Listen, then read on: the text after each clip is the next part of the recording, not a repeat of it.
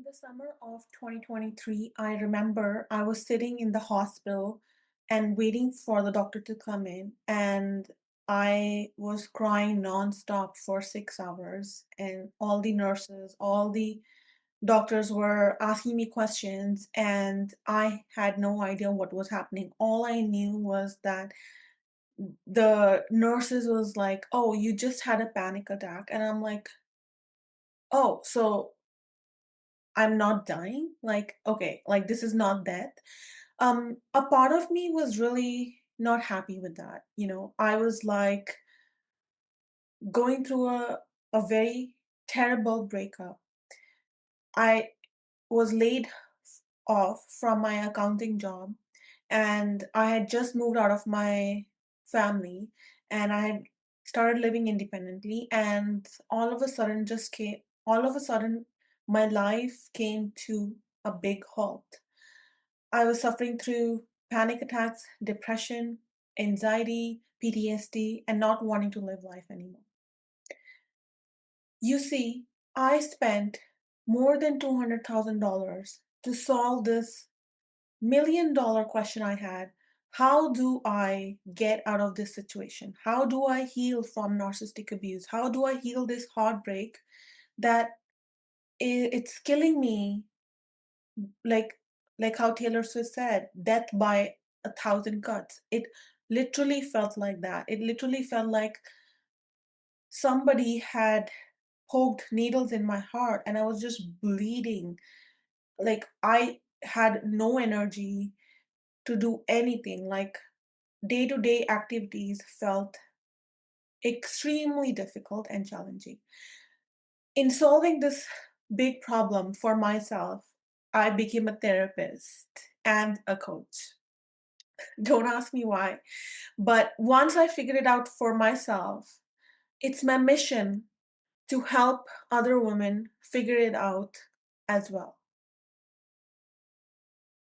I remember it was 2022. Okay. I had just gotten to know, I was like, not even gotten to know, but my ex boyfriend in 2022 had just slapped me. And I was an accountant back then. And you would think, like, I was like, you'd think I'd be good at math, right? You'd think like, wow, like big red flag. This guy just physically hit, like just this guy just like bitch slapped you on your face. You should run. You should run away from this guy, right? Like you think I would be able to calculate this. No, I didn't learn my lesson. I kept going back. I kept going back. Okay. Then the second opportunity came. This guy cheated on me. Now, you think being an accountant, earning six figures, owning an apartment, owning a luxury car, you think like this woman is really successful. She's really smart, she's having a thriving career. You would think that as an independent, successful, career-oriented woman, I would have the brains to figure out, wow, like what are the two worst things anybody could do in a relationship? Like physically abuse, cheat. I'm sure the list goes on, but these two are like pretty fundamental, right? But I kept going back. I kept going back and I would block and unblock. I would block and unblock and I would keep going back until one day I told my ex at that time that, hey, I'm not probably gonna see you, so peace out, motherfucker, But he said something that really changed my life. He said that, I know you'll be here in my bed next week. And in that moment, it I had finally I started doing the math that this person knows that he has power over me. This person knows that he has got me. And that scared the shit out of me. I made a decision on that point. I made a decision. I don't care what I have to do. I'd rather die than talk to this person again. And I kept, after all of this, I was so confused. Of course, I started therapy, thank God. And I started questioning this, you know, why did I not leave earlier? How come I waited for this? Like, how come I waited for so long? Like, why didn't I leave? Like, on the outside, it made no logical sense why I was this with this person. And he was a truck driver. And no offense for truck drivers, I deeply appreciate your work. But my family had warned me against him. My friends had warned against him. I didn't listen. I I wanted to ask myself that, am I actually crazy? Like, do I have like zero brain cells that I could not see this situation, and how my health is just like, it's gone. Like, my health is just gone because of this person. And that led to me a quest, understanding why I was in a situation, in a relationship which was so dangerous. And some of my friends from school, they're happily married, they're on to their second kid. It's like you're opening Facebook, all you see is like married, wedding photos and baby photos. And here I was in the psych ward. Like, what is the difference between me being in the psych ward after a relationship and my friends getting married and having babies and being in a very loving and healthy relationship? Like, what is the difference between these two people who grew up in the same community, in the same school? These were my childhood friends. I went through counseling school. I read so many books. I listened to so many YouTube videos. I went crazy. I went obsessed. Like, I wanted to heal myself so crazily that I understood one thing. Okay. Now, the difference between me and somebody who's happily married and have kids, there's a big difference. And I would like to give you an example. I heard this TED talk by Joan Hurry, okay, and he gave his TED talk on addictions. And he was explaining that, there was a study done by a Vancouver psychologist. His name is, sorry, Professor Bruce Alexander, and he did an experiment, okay? Now, he took rats, and in the first study, he took a rat and he put all the individual rats in a cage, okay, isolated. And then the professor gave the rat two kinds of water: ordinary water and drugged water, okay? And then this professor built like this rat park. This is like, there's rides, there's, everybody's in a community, the rats are having a lot of sex, the rats are having friends, the rats are playing, it's like a great park, adventure park, almost like Disneyland for rats. And the professor gave them ordinary water and drugged water. Now, the result of this experiment shocks me. The rats who were isolated, they 100% used the drugged water. And the rats who had great relationships, played, and enjoyed their lives used ordinary water. And if you take narcissistic abuse as addiction, because remember, I kept going back. I was the rat in a cage, literally. And I realized this, that in my childhood, I was raised in a very controlled environment. Okay. My dad tried to kill me at age 14 because he found that I had a secret phone where I would text boys. He was very dominating. He would physically abuse me, verbally abuse me, emotionally abuse me. And my mom would punish me with homework and wouldn't allow me to play. And God bless my parents. But if you've had parents that were very dominating, very critical, always push you to just work, work, work, work, like it was like a prison out there, right? Isolating you. My parents isolated me from my friends. I wasn't allowed to go to parties. I wasn't allowed to only my mom would, God bless her, allow my friends to come home. So the only job I had was study, study, study, study, study, study, study, study. That's it. And I remember I was in my basketball school team. I loved playing basketball. That was like my joy. And my dad sat me down and he was like, "What the hell are you doing? You should be studying." So he made me quit basketball and he made me study. And God bless them.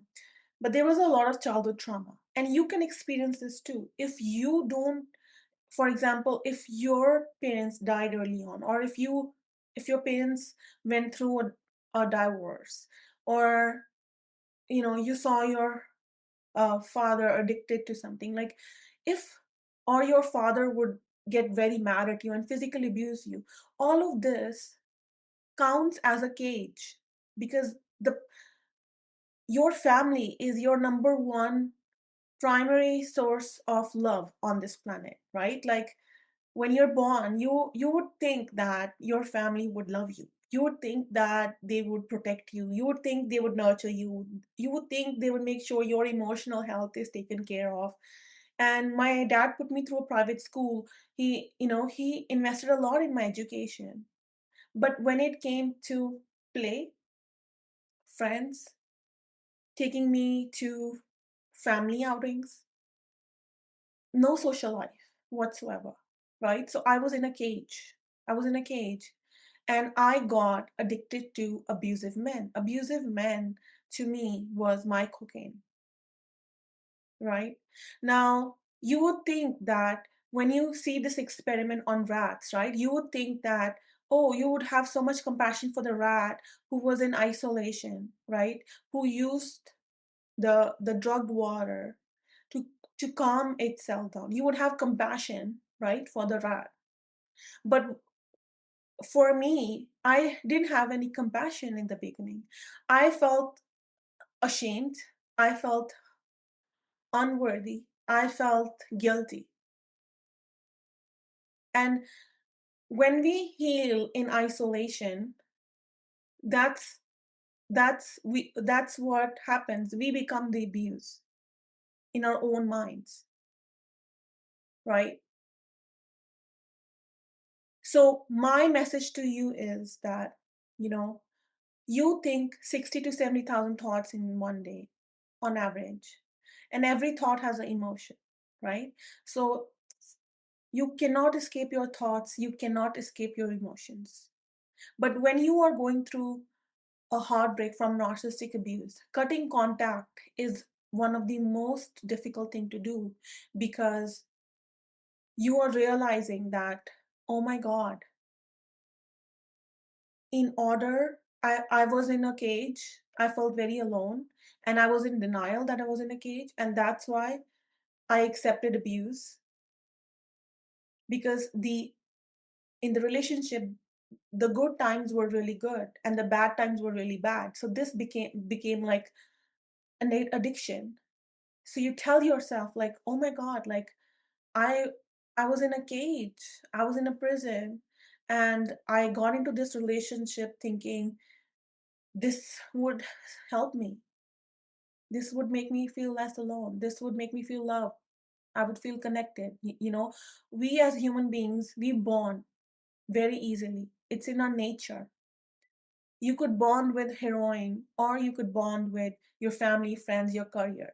But when we don't have a family that is very loving, healthy, when we don't have friends that are very caring and fulfilling relationship, meaningful friendships, meaningful soul to soul connection, like that kind of friendships, and when we are not in a career that we enjoy. I never felt safe in my family, but I still lived with them. So I hated my family. I hated being an accountant. I only did it to impress my father, which, if you're brown, you'd understand. And my friends were non existent because this narcissistic abusive partner didn't allow me to have friends. So I was so isolated. And I was also an immigrant. So I moved from India to Canada when I was 19. So I had lost a country too. So I was in a prison in Canada, a mental prison, all alone, you know? And now I have a lot of compassion for myself that, oh my God, it made so much sense. I attracted a narcissistic, abusive person because of my history. That was my drug and it kept me alive. So I don't regret being in a narcissistic relationship because abusive relationship breakup helped me understand that I am a spiritual being. I'm an awareness on in this body. I'm consciousness and energy. I am not this solid human to human thing. There's much more to me. I have a spirit and it brought me closer to God. So I'm so grateful it brought me closer to God. I'm so grateful it brought me closer to my work. I'm a business owner now. I help women one on one in my counseling practice.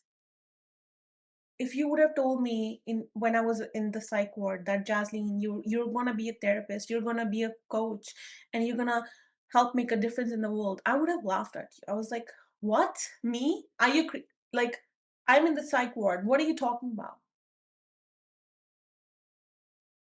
And I'm so grateful for that breakup because that breakup was sort of like a call to awakening. So do not be guilty. You did nothing wrong. You were just a rat isolated in a cage. Which brings me to this quote by Ramtha. Okay. Now, Ramtha says, the brain clearly is the most necessary element to a God. That means if God is within us, we are gods too, right? So the brain clearly is the most necessary element to a God because without it, there is no dream. Without your brain, you cannot dream. Without the brain holding the dream, taking a bit of consciousness and then constructing it, we do not evolve. When we stop dreaming, we do not evolve. And I love this because I want you guys to dream again. I want you guys to use your brain power, use your consciousness, use your spirituality, use neuroscience to create a new life. This is why I'm launching Becoming Powerful. It's a 6-week group coaching program. I'm going to teach you the neuroscience techniques that help me create a new life. It's going to be a game changer. And I have a special offer. Early bird discount is on currently. The entire group program is only priced at $999, and the prices are going to go up in the future. So if you are somebody who wants to heal from narcissistic abuse in community and not in a cage, I invite you to grab your spot now. You are a god. Remember that. Our challenges helps us become great in life, become extraordinary. And this is your call to adventure. So accept the assignment and heal.